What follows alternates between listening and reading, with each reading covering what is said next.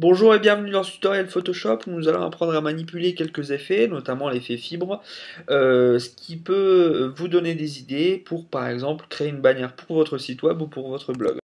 Alors comme d'habitude, la première chose qu'on va faire, eh bien, c'est de lancer Photoshop, c'est de créer un nouveau document. Ici, on va prendre donc une largeur de 640 par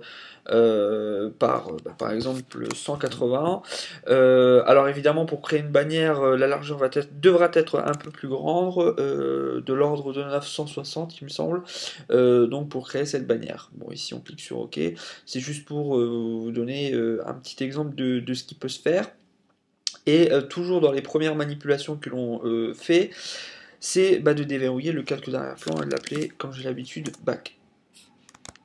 Alors à partir de là, on va utiliser, comme je l'ai dit en introduction, l'effet fibre. Pour cela, on se rend dans le menu filtre, puis dans rendu, et ensuite dans fibre. On a un certain nombre de réglages qui sont à notre disposition.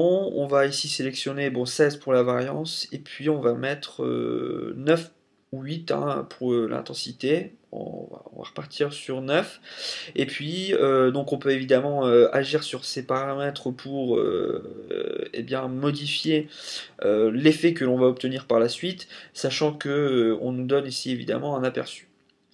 Donc on va cliquer sur OK et on va avoir notre effet fibre. L'étape suivante consiste à ajouter à ces fibres un flou directionnel. Pour cela, on va se rendre dans le menu filtre, puis dans atténuation, et ensuite on va cliquer sur flou directionnel.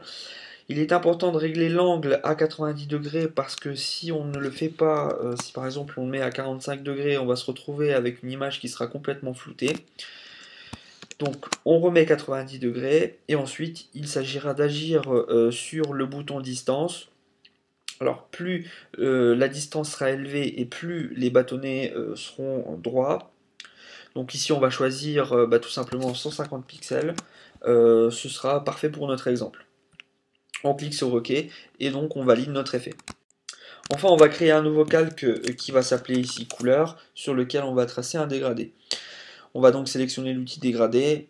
On va sélectionner ce dégradé-ci, qui est donc présent dans la liste déroulante. Et on va s'assurer que le type de dégradé sélectionné soit le dégradé en linéaire. Sur le nouveau calque que l'on vient de créer, on va donc tracer le dégradé, on va maintenir la touche Shift enfoncée pour que le dégradé soit bien droit, et on va donc avoir notre dégradé tracé. La toute dernière manipulation consiste à aller dans les options de fusion du calque pour sélectionner Produit. Voilà pour ce tutoriel qui finalement aura été très court. J'espère que ces petites astuces vous aideront pour personnaliser un petit peu plus vos bannières pour vos blogs ou pour vos sites web.